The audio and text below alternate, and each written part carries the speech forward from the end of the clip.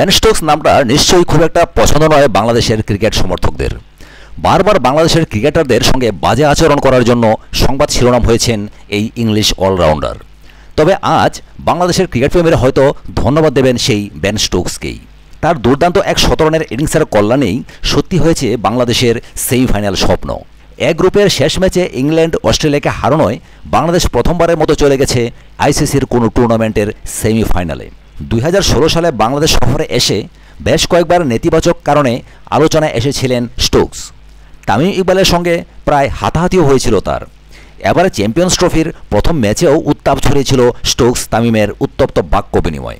সব মিলিয়ে বাংলাদেশের সঙ্গে সম্পর্কটা মোটেই ভালো নয় স্টোকসের। বাংলাদেশের সমর্থকদের সুনজরে আসা তো দূরে থাক, বেশ নিন্দাই করিয়েছেন তিনি। কিন্তু গতকাল অস্ট্রেলিয়ার বিপক্ষে দারুণ ১০০ রানের ইনিংস খেলে স্টোকসই বড় ভূমিকা রেখেছেন ইংল্যান্ডের জয়ে। বাংলাদেশের সেমিফাইনালে যাওয়ার জন্য যে জয়টা ছিল খুবই দরকারি। সেমিফাইনাল নিশ্চিত করতে হলে এক গ্রুপের শেষ ম্যাচে ইংল্যান্ডের বিপক্ষে জিততেই হতো অস্ট্রেলিয়াকে। তেমনটা হলে বাংলাদেশকে বিদায় নিতে হতো গ্রুপ পর্ব থেকেই।